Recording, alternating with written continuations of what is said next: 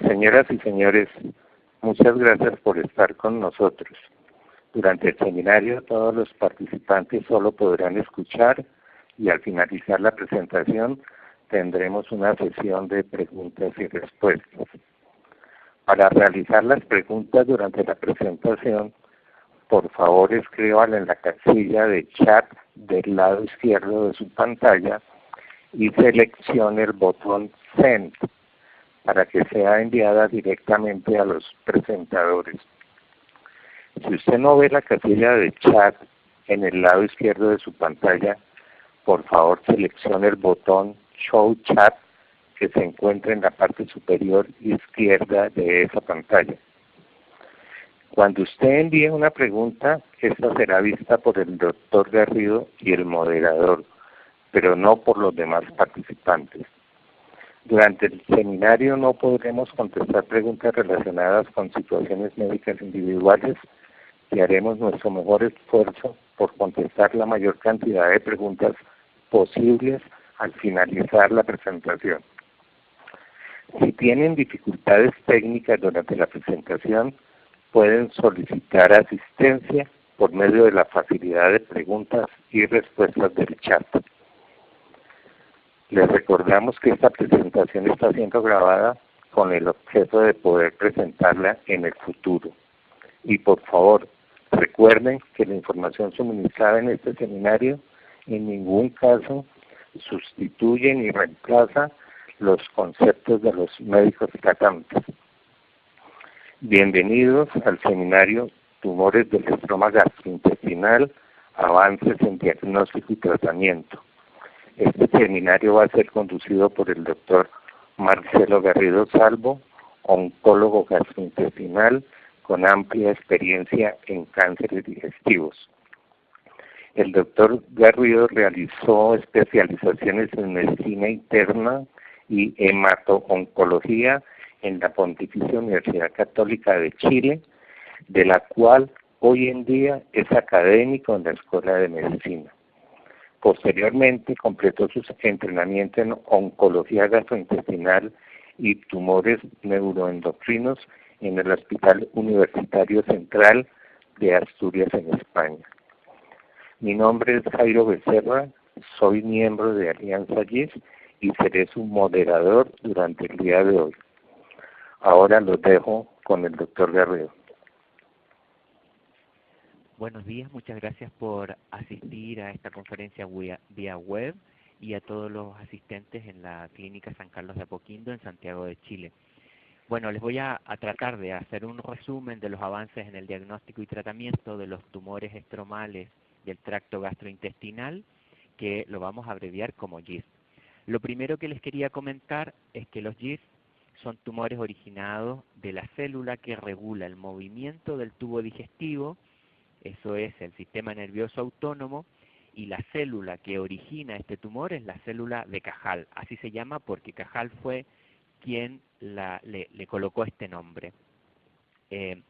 Estas células se encuentran ubicadas fundamentalmente en la capa mucosa y submucosa del tubo digestivo. Por eso son tumores que pueden no verse en una endoscopía o que pueden no erosionar la mucosa del tubo digestivo. La ubicación de estos tumores son fundamentalmente en el estómago, 40 a 70%. Nuestra experiencia en la Universidad Católica es bastante similar. Aproximadamente el 49% de los casos se encuentran ubicados en el estómago, seguido del intestino delgado.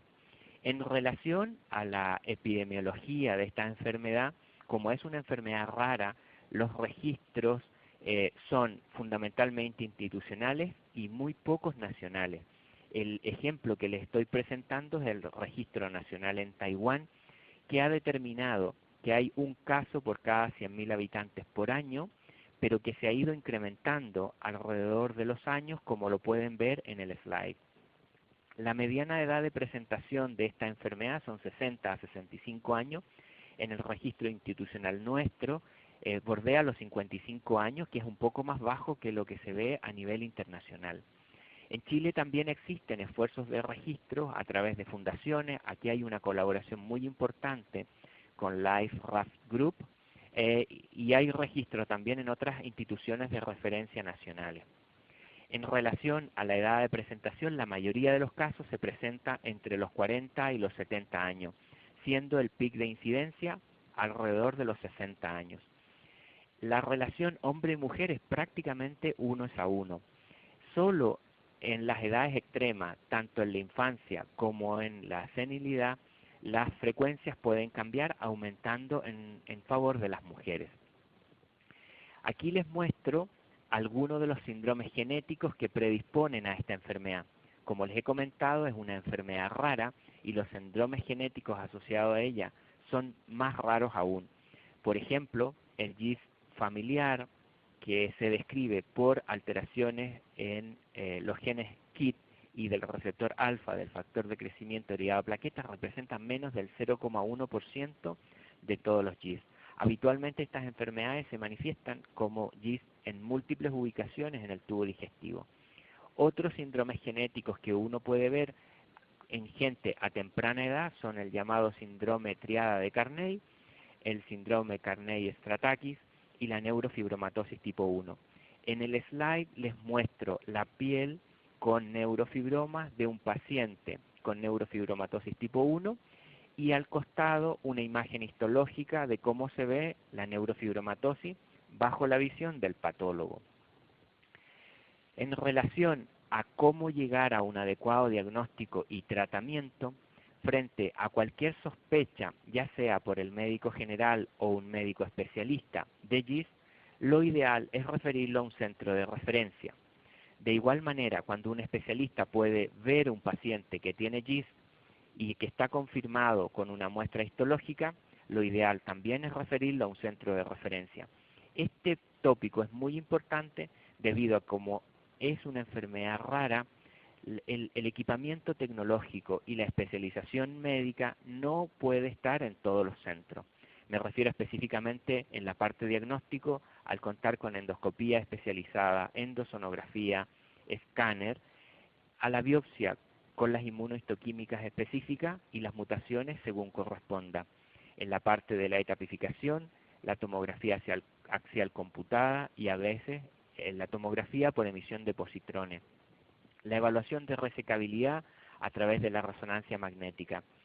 Obviamente, todo paciente oncológico debe ser discutido en un comité oncológico y la configuración de este en las instituciones acreditadas es fundamental.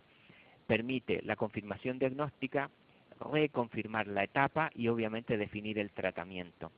Y en relación al tratamiento, los aspectos que debe centrar el centro de referencia son la resección con el tratamiento posoperatorio, que le vamos a llamar adyuvante, o el tratamiento sistémico. Obviamente, el seguimiento especializado de acuerdo al riesgo del paciente también sería parte de la actividad realizada en los centros de referencia de GIST.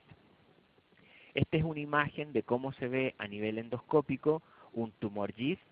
Les comento que la mucosa se ve absolutamente respetada, pero se ve debajo de ella, a nivel submucoso o en la capa muscular, un tumor. Al costado se ve la imagen de una endosonografía de un tumor GIST gástrico.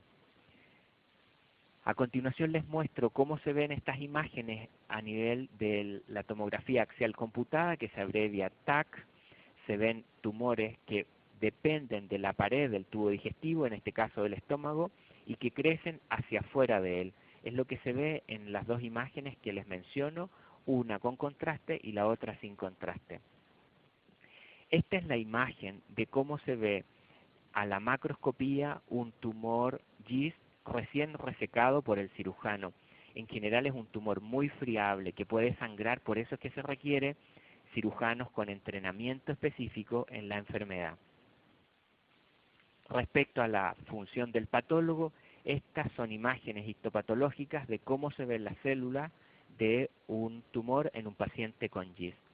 Las imágenes A a D son una forma que se llama fuso celular por la longitud y disposición que tienen las células, pero pueden ser diferentes subtipos dentro de ese mismo subgrupo. Y en las imágenes E y D están mostradas el tipo epiteloide de los GIST. Algo que es muy importante para la confirmación de los GIST es la inmunohistoquímica y a veces las mutaciones. La inmunohistoquímica más importante es el CD117. Es una molécula de membrana a la cual se dirigen anticuerpos específicos que se pueden acoplar a una tinción que el patólogo puede interpretar. Cuando el CD117 es negativo, hay otra molécula que se llama DOC1 porque fue descubierta en yeast, en inglés Discover on Yeast, que está positiva cuando el CD117 es negativo y el paciente presenta un yeast. Así que son las dos inmunohistoquímicas más importantes para cerrar el diagnóstico de esta enfermedad. En aquellos casos en que el CD117 es negativo y el DOC1 también es negativo, que vendría siendo un 5% de los casos, se puede requerir de mutaciones específicas de los genes KIT y del receptor alfa del factor de crecimiento derivado de plaqueta para poder confirmar el diagnóstico. El recuento mitótico es otra de los detalles que aparece en el informe histológico y es función del patólogo, y se entrega el recuento mitótico por cada 50 campos de aumento mayor. Eso equivale a 5 milímetros cuadrados del corte histológico. Los tumores GIST se pueden confundir con otras enfermedades y es lo que nos pasaba hasta no tener las inmunohistoquímicas tan específicas. Los leiomiomas, los leiomiosarcoma y los schwannomas son las patologías que más frecuentemente se confunden con esta enfermedad.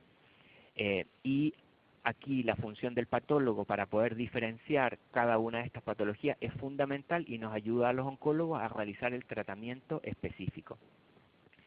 En relación a las mutaciones primarias en GIST se dan fundamentalmente en el gen KIT y en el gen del receptor alfa del factor de crecimiento derivado de plaquetas. La mayoría de las mutaciones sucede en el segmento del gen KIT que vamos a llamar exón 11, aproximadamente el 67% de ellas. Le sigue en un 10% las mutaciones en el exón 9 y con menos frecuencia en el exón 13 a 17 del gen KIT. En relación al otro gen que les mencioné, lo más frecuente es en el exón 18 y menos en el exón 12 y en el exón 14. En relación a las mutaciones, la experiencia que hemos tenido en nuestra institución son fundamentalmente muy parecidas a lo descrito internacionalmente. La mayoría de los pacientes tienen mutaciones en el exón 11. Nos llama la atención una buena proporción de pacientes wild type, probablemente porque es la fase inicial del desarrollo de mutaciones donde pueden llegar muchos pacientes complejos que se refieren a centros de referencia. En relación a las mutaciones del exón 11 del gen KIT, ustedes pueden ver que la mayoría de ellas se distribuyen en segmentos muy específicos a lo largo del gen. La mayoría de las mutaciones tienden a ser de lesiones. En relación al tratamiento, cuando un GIST está confirmado histológicamente, la siguiente pregunta es saber si está localizado o diseminado. Los pacientes que tienen enfermedad localizada y que son menores a 2 centímetros pueden realizarse seguimiento en un centro especializado. Aquellos pacientes que tienen tumores mayores de 2 centímetros requieren una resección oncológica, lo cual significa extraer todo el tumor sin ruptura y con márgenes oncológicos. En situaciones especiales se puede requerir resección de tumores más pequeños cuando pueden afectar la calidad de vida de los pacientes o tienen ubicaciones muy complejas.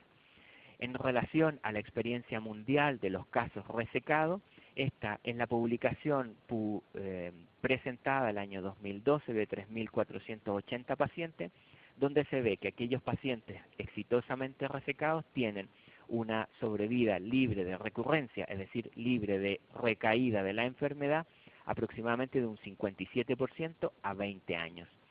Es decir, que hay una fracción de pacientes que a pesar de ser exitosamente resecados, la enfermedad puede recaer. Es por eso que hay que determinar cuál es el riesgo de esta enfermedad y existen numerosos sistemas para evaluar este riesgo, distintas clasificaciones, que voy a tratar de resumírselas. Pero lo que les puedo decir es que aquellos pacientes que claramente son de alto riesgo tienen una sobrevida libre de recurrencia que es mucho más baja que los otros, y por lo tanto es donde deben enfocarse los esfuerzos para hacer algo más que solamente resecar u operar o sacar el tumor. Existen normogramas para poder determinar el riesgo específico en cada paciente. Lo más importante es que estos incluyen el tamaño del tumor, el índice mitótico que les comentaba previamente, la ubicación del tumor, y en base a eso se hace un puntaje que determina la probabilidad de sobrevida libre de recurrencia a 2 o 5 años. Y en base a esa probabilidad nosotros determinamos si el paciente requiere una intervención para disminuir el riesgo de recurrencia. Aquí les muestro una tabla donde, dependiendo del tamaño, el índice mitótico y la ubicación, están expresados los porcentajes de riesgo que fue publicado por la Sociedad Europea de Oncología Médica. En resumen, los pacientes que son de muy bajo y bajo riesgo, en general tienen muy buenas sobrevidas libres de recurrencia y generalmente no requieren tratamiento complementario a la cirugía. Aquellos pacientes que son de riesgo intermedio tienen una sobrevida libre de recurrencia a 2 años de un 80%, y es donde debe evaluarse caso a caso si requieren un tratamiento complementario a la cirugía. Y aquellos pacientes que son de riesgo alto tienen una sobrevida libre de recurrencia a 2 años muy baja, y por lo tanto sí requieren obligatoriamente un tratamiento complementario. Otro aspecto muy importante es cómo las mutaciones, que son un marcador tan específico de esta enfermedad, pueden influir en el riesgo de recurrencia. Acá les muestro las curvas de sobrevida publicadas este año en pacientes resecados y con mutaciones específicas.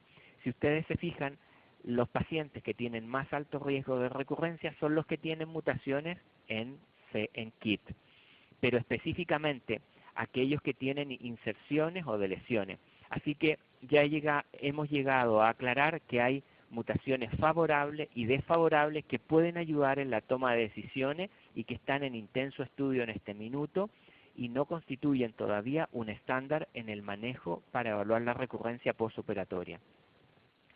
¿Cuál es la evidencia para un tratamiento en el postoperatorio de los pacientes con GIST? El primer estudio fue publicado en el año 2009 y mostró que en pacientes con GIST mayores de 3 centímetros había beneficio de administrar imatinib por 1 año. La diferencia era entre un 83% versus un 98%, y en esa fecha quedó establecido que en pacientes con GIST mayores de 3 centímetros el tratamiento complementario o adyuvancia con imatinib era el estándar. Posteriormente se complementaron con otros estudios en los que se evaluó tumores mayores de 5 centímetros, es decir, pacientes que tenían tumores de más alto riesgo, y se comparó si dar imatinib por 3 años versus 1 año, y cambiaba la sobrevida, y se encontró que los pacientes que recibían tratamiento por 3 años tenían mejor sobrevida libre de recurrencia y mejor probabilidad de sobrevida. Así que el estándar de tratamiento en el postoperatorio en pacientes con tumores de alto riesgo, habitualmente mayores de 5 centímetros, es imatinib por 3 años. La toxicidad por imatinib en el contexto de tratamiento complementario a la cirugía o tratamiento adyuvante es bastante frecuente, pero gracias a Dios son fundamentalmente toxicidades grado 1 o 2, que para nosotros son toxicidades leves y manejables. Las toxicidades grado 3 y 4, que son las toxicidades más graves, son muy raras, pero esto es lo que requiere que los pacientes estén en control en un centro especializado para ir identificando este tipo de toxicidad o para prevenirlas. En relación a los pacientes que debutan con enfermedad metastásica y por lo tanto nunca se pueden resecar de entrada, nosotros le llamamos GIST metastásico o GIST avanzado, el tratamiento de primera línea sería imatinib. El estudio inicial se publicó en el año 2002 y demostró beneficio en sobrevida en los pacientes que recibían imatinib. En ese tiempo se compararon 400 miligramos o 600 miligramos como dosis, y con las dos formas se lograba mejor sobrevida en los pacientes. Y desde ese minuto empezó a aprobarse en las agencias de medicamentos para el tratamiento de primera línea en esta enfermedad. Claramente se vio que los pacientes que recibían imatinib, a pesar de tener grandes masas tumorales y enfermedad metastásica, rápidamente, por ejemplo hasta las 2 semanas, podía evaluarse respuesta tanto en tomografía por emisión de positrones, que le llamamos PET, o en escáner. Desde el año 2007 nosotros hemos estado publicando en nuestra institución la experiencia con los primeros pacientes y claramente es muy parecida a la experiencia internacional. Reducción en el tamaño de los tumores de los pacientes, control de las metástasis, buena calidad de vida de los pacientes y muchos de ellos que iniciaron tratamiento teniendo enfermedad metastásica están vivos hasta ahora. Otro aspecto en el que el GIST nos ha enseñado a hacer oncología es que los pacientes pueden beneficiarse del tratamiento, pero no necesariamente los tumores se reducen de tamaño. Es por eso que Choi en el año 2008 publicó criterios modificados de respuesta a como lo hacíamos habitualmente en el escáner, que tenía que ver con la densidad de los tejidos. Después aprendimos que hay pacientes que tienen una muy buena respuesta con el tratamiento con imatinib y que las lesiones pueden transformarse las lesiones tumorales se pueden transformar en lesiones quísticas y prácticamente no desaparecer nunca, pero el paciente lleva una vida prácticamente normal con sus lesiones quísticas visualizadas en las imágenes, por ejemplo en el escáner. Ya es tanto lo que ha avanzado el conocimiento en cómo evaluar la respuesta en GIST que se han generado consensos internacionales para que los médicos nos podamos ayudar en la toma de decisión de si un paciente está respondiendo o está progresando con el tratamiento. Lo que les puedo comentar es que la gran mayoría de los pacientes, prácticamente el 80% de ellos, se beneficia de tratamiento y logra o respuesta o estabilización de la enfermedad, que significa que la enfermedad no continúa creciendo. La toxicidad evidenciada en primera línea en pacientes metastásicos es muy parecida en el setting de adyuvancia y fundamentalmente la retención hídrica, por ejemplo evidenciada por edema periorbitario o alrededor de los ojos, náuseas y diarrea, son los síntomas más frecuentes. Gracias a Dios nuevamente las toxicidades tienden a ser leves y manejables y las toxicidades graves muy raras. En relación a cómo avanzó el conocimiento del tratamiento con imatinib en los GIST, lo que se estudió posteriormente era si 400 miligramos era suficiente en comparación a 800 miligramos y lo que se demostró es que con 400 miligramos de imatinib diario se lograba la misma sobrevida que con 800 miligramos, así que quedó imatinib 400 miligramos como el estándar de tratamiento en los pacientes con GIST metastásico. Posteriormente aprendimos que no todos los pacientes respondían de igual manera al imatinib. Aprendimos claramente que los pacientes que tienen mutaciones en el exón 9 de KIT tenían respuesta solo con 800 miligramos y por lo tanto esto es lo que hace que tengamos que hacer mutaciones en los pacientes metastásicos para poder ofrecerle una dosis más alta de imatinib. También se descubrió de que habían mutaciones que nunca iban a responder a imatinib, como algunas en el receptor alfa del factor de crecimiento derivado de plaquetas, y que podían incluso ser sensibles a otros medicamentos. Esto abrió el conocimiento y la investigación médica para desarrollar nuevos medicamentos en esta enfermedad. Se generaron conceptos como la resistencia primaria, que es la resistencia que generan los pacientes o los tumores en los pacientes al imatinib antes de los 6 meses de iniciado el tratamiento. Esto representa el 14% de los casos. Y el otro concepto era la resistencia secundaria, que es aquella que se genera tras un beneficio inicial y progresión de los pacientes más allá de 6 meses hasta los 2 años. Esta es la resistencia secundaria que representa aproximadamente el 40% de los pacientes. Es decir, con imatinib los pacientes pueden tener progresiones posteriores a una buena respuesta y por lo tanto se requieren nuevos medicamentos para poder controlar la enfermedad y mantener la calidad de vida de los pacientes. Como les comentaba, la resistencia primaria puede deberse a mutaciones en el exón 11 y a mutaciones especialmente en el receptor alfa del factor de crecimiento derivado de plaquetas, particularmente en el exón 18, que es la mutación específica que muestro en el slide. Obviamente los pacientes que no tienen mutaciones y que les llamamos wild type no responden y son resistentes primarios a imatinib. La resistencia secundaria se da más comúnmente en pacientes que tienen mutaciones en el exón 11.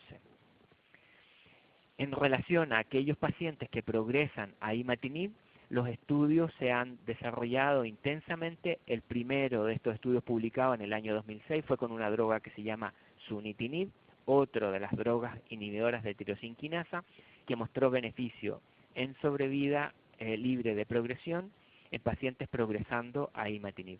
La toxicidad del sunitinib, similar a la de imatinib, es muy frecuente, gracias a Dios de baja monta, y las toxicidades graves son raras, pero que requieren un manejo muy específico.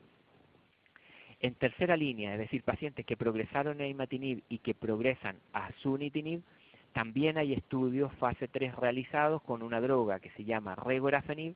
Esta droga es capaz de lograr beneficio en sobrevida en los pacientes aún en tercera línea. Es decir, en aquellos pacientes que responden muy bien al imatinib, se mantiene el imatinib hasta que se logre la respuesta o hasta que empiecen a progresar, y si progresan tenemos nuevas alternativas ya evaluadas en grandes estudios internacionales con drogas como el sunitinib y el regorafenib. La toxicidad del regorafenib tiende a ser un poco más alta que la de sunitinib e imatinib, pero también frecuentemente de bajo grado. Las toxicidades de grados más importantes como la hipertensión y el síndrome mano-pie, que es una inflamación de las palmas de las manos y de la planta de los pies, suele ser bastante manejable.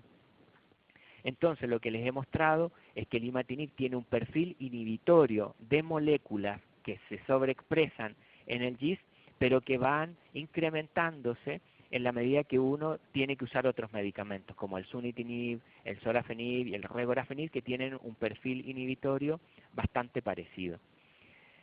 Como ya sabrán, si queremos lograr el control de la enfermedad, es muy importante optimizar el tratamiento.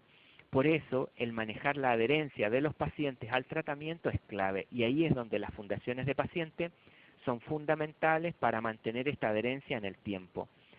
Hay factores que ya están definidos que determinan la adherencia de los pacientes, y una pobre adherencia depende del paciente hasta de aspectos psicológicos, del tratamiento, por ejemplo el desarrollo de efectos colaterales, pero también puede ser del sistema de salud, por ejemplo que existan barreras para que el paciente que está presentando toxicidad pueda acceder a los cuidados médicos.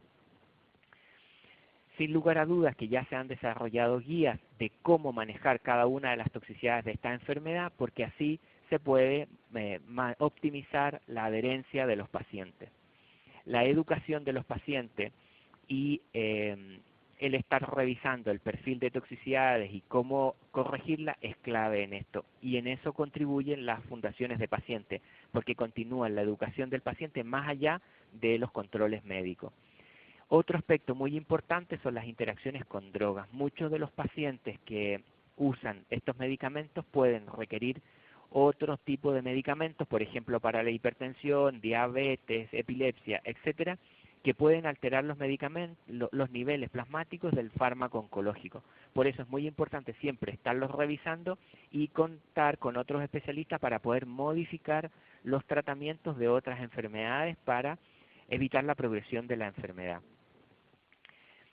Lo que hemos avanzado en los últimos años es que el GIST se ha transformado de una enfermedad prácticamente en 3 enfermedades desde el punto de vista molecular.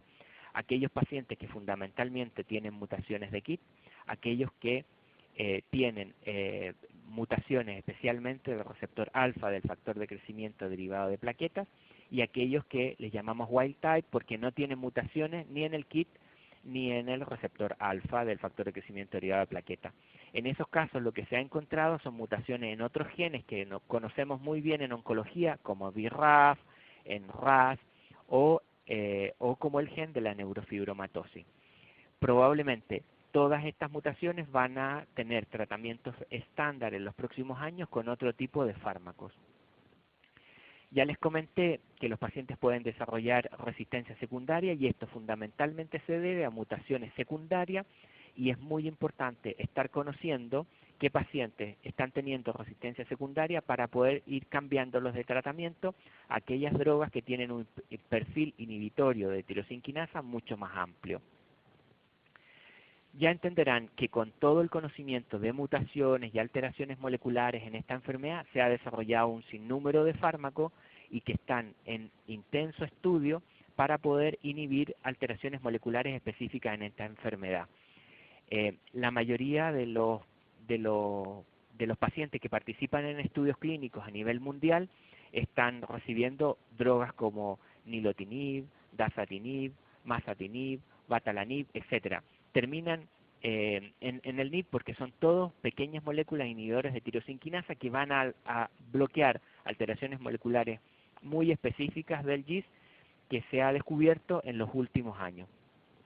Tanto es así que hay una serie de estudios clínicos ya en fase 2 o fase 3, es decir, estudios clínicos con alta posibilidad de cambiarnos la conducta y con gran número de pacientes con las drogas que les muestro en el slide. Concluyendo, les dejo una imagen de los ríos del sur de Chile para poder pasar a sus preguntas. Muchas gracias.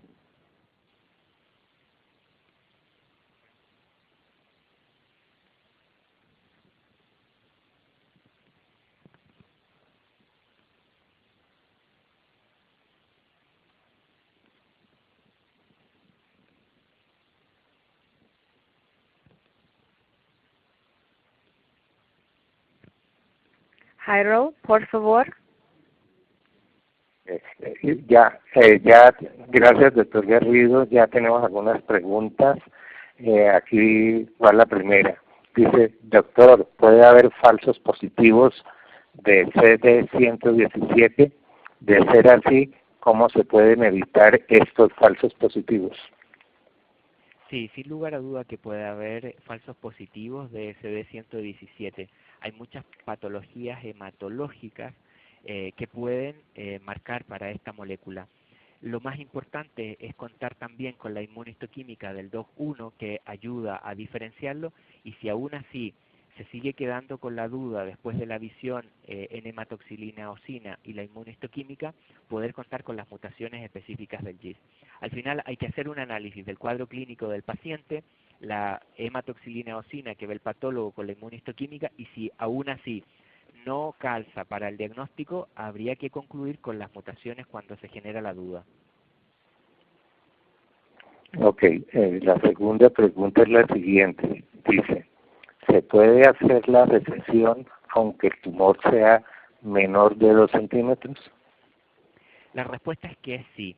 A pesar de que el tumor sea menor de 2 centímetros, se puede resecar, especialmente cuando es de mucha facilidad, por ejemplo, los GIS rectales o gástricos, basta con una resección endoscópica y podría resecarse. Pero también podría seguirse. En donde es obligatorio resecarlo, aunque sean menores de 2 centímetros, es en aquellos tumores que están muy mal ubicados y que pueden afectar la calidad de vida de los pacientes. Por ejemplo, tumores duodenales que pueden comprimir la vía biliar o tumores rectales que están muy cerca del esfínter anal y puede afectar el proceso de defecación de los pacientes. Es uno de los ejemplos donde en tumores menores de 2 centímetros habría que resecar. Ok, siguiente pregunta. ¿Cuáles son los principales sitios de metástasis para los GIS? Los principales sitios de metástasis son el peritoneo, el hígado y fundamentalmente esos dos, porque la tercera es cuando están juntos el peritoneo y el hígado. Frecuentemente cuando encontramos pacientes con enfermedad metastásica pueden tener compromiso peritoneal y hepático al mismo tiempo. Ok, siguiente pregunta. ¿Con el tratamiento con imatinib las células cancerosas mueren o entran en estado de invernadero? Esa es una pregunta súper interesante en relación a si con el imatinib las células se mueren o entran en estado de invernación. En verdad no lo sabemos del todo, seguramente hay muchas de ellas que se mueren, pero hay otras que quedan en estado de invernación, porque a pesar de un exitoso tratamiento, los pacientes pueden progresar en su enfermedad a veces muchos años después de tener controlada la enfermedad. Ya sabemos por estudios más recientes y tomas de biopsia de zonas de metástasis que los tumores pueden ser muy heterogéneos, tanto desde el punto de vista histológico como desde el punto de vista molecular. Así que cualquiera de esas situaciones se puede dar, puede haber metástasis donde las células se mueran y otras metástasis donde pueden invernar. En ese sentido, el rol de la cirugía en metástasis que pueden estar creciendo se está estudiando intensamente. Ok, siguiente pregunta. Aparte de las mutaciones, ¿cuáles serían otros factores de riesgo asociados a desarrollar estos tumores?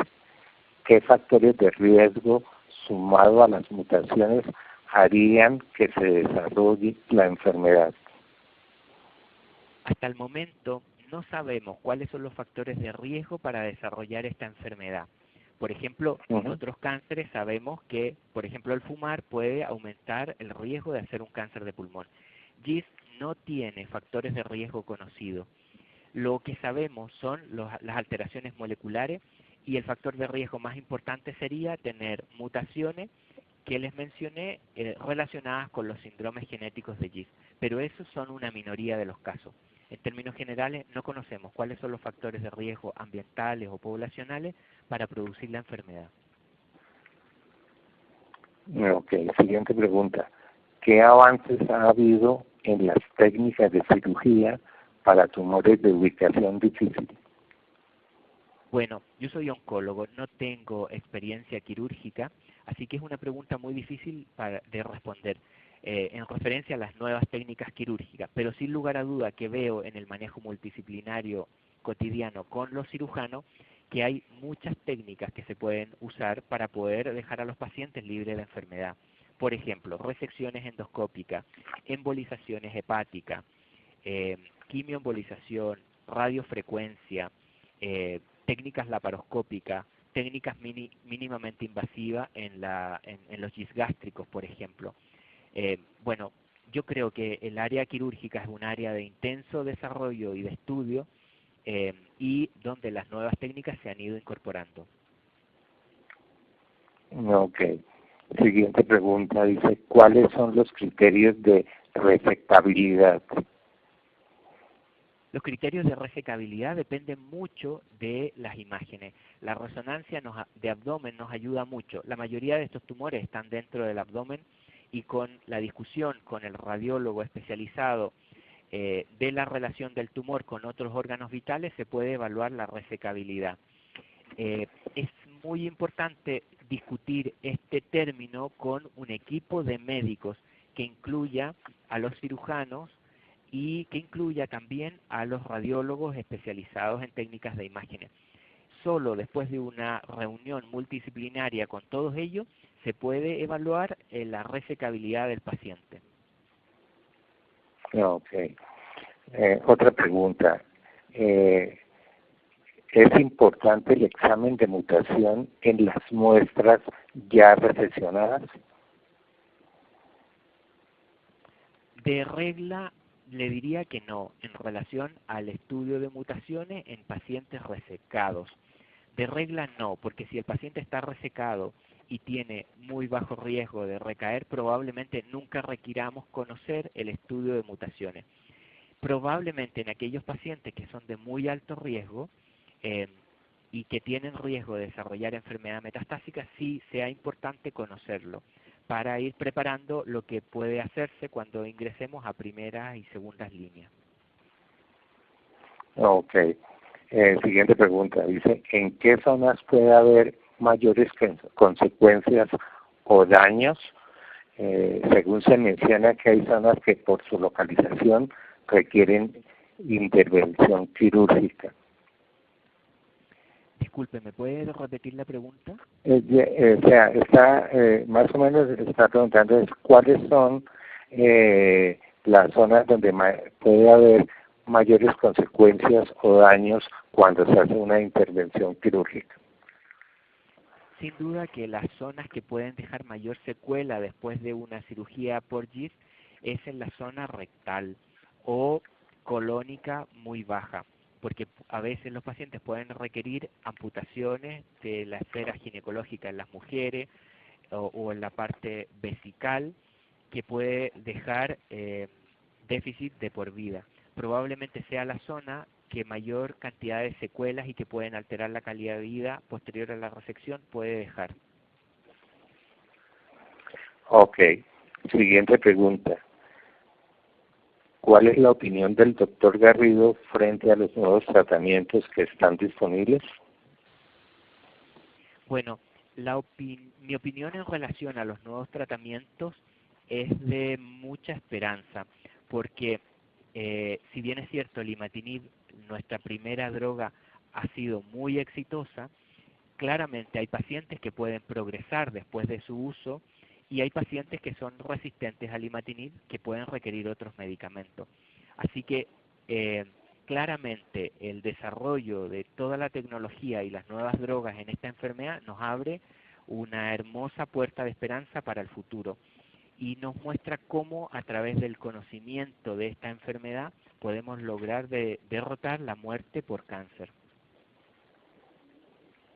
Ok, doctor Garrido.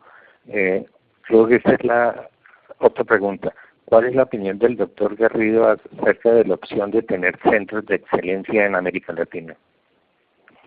A mí me parece que es muy importante el concepto de los centros de referencia.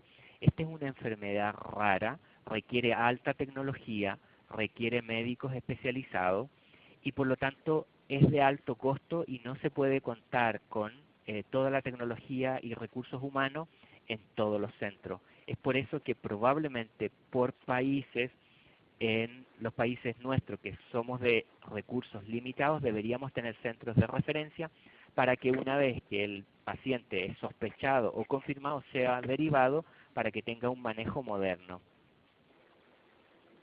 Ok. Siguiente pregunta dice, ¿qué fármaco está más cerca de ser similar o suplantar el imatinib? Bueno, es muy difícil responder la pregunta de qué fármaco podría suplantar al imatinib. Probablemente la droga que está actualmente en estudio sea el nilotinib, porque se está estudiando en un setting muy parecido al que se ha hecho el imatinib. Pero ha sido una droga que nos ha dado tantos beneficios en los pacientes y ha cambiado la historia de todos los pacientes con cáncer porque nos ha enseñado a cómo manejar otros tipos de tumores que creo que va a ser difícil que sea suplantado. Ok. Siguiente pregunta dice, ¿el doctor Garrido recomienda la participación en protocolos clínicos de investigación y para qué tipo de pacientes? Sin lugar a duda que el desarrollo de estudios clínicos son muy importantes por dos motivos. Uno, porque estos pacientes pueden no tener acceso a los tratamientos que son de alto costo. Y lo otro, porque el desarrollo de estudios clínicos en América Latina es muy deficiente.